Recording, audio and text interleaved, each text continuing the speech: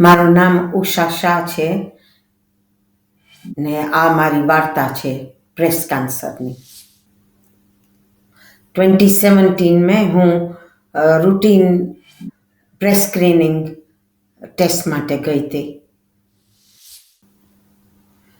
હું મજામાં હતી ને મને કાંઈ એવા સિમ્ટમ્સ કે ફેમિલી હિસ્ટ્રી કે કાંઈ હતું નહીં, કાંઈ વોર્નિંગ સાઇન નથી। હું મારા બ્રેસ્ટ વારંવાર ચેક કરતી હતી ને સ્કેન્સ બી રેગ્યુલરલી માટે જતી હતી ને બધું ઓલરાઇટ હતું, એટલે આ વખતે હું નર્વસ નથી।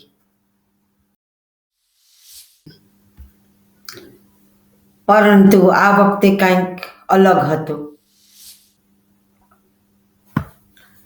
આ વખતે સ્કેનમાં ડીપ ટિશ્યુ ટ્યુમર હતું, જે મને કોઈ દી મારી મેરેથી મને ફીલ નહોતું થતું, એટલે આ સ્કેનમાંથી જ ખબર પડી। હું નિરાશ હતી, બટ પછી મેં વિચાર કર્યો કે કેન્સર હોય તો કેન્સર કાઢી નાખશે। મારી સર્જરી, કેમોથેરાપી ને રેડિયોથેરાપી ને હર્સેપ્ટિન ઇન્જેક્શન 1 વર્ષ સુધી ચાલ્યા।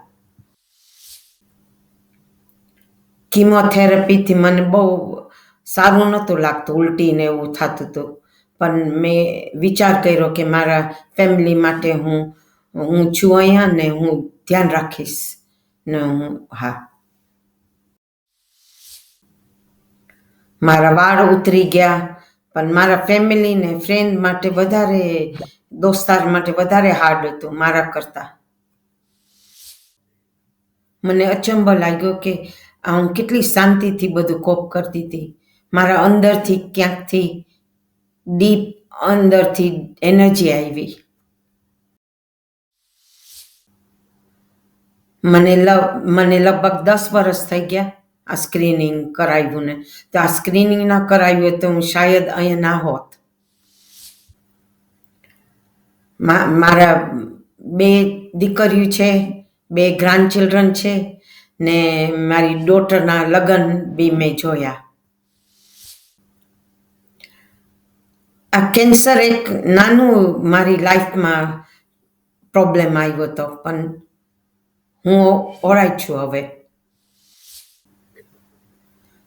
સ્ક્રીનિંગથી તમને કદાચ મજા ના આવે, શરમ આવે, પણ ડરવાનું નહીં। સ્ક્રીનિંગનો ટેસ્ટ આવે તો તમારે જવાનું।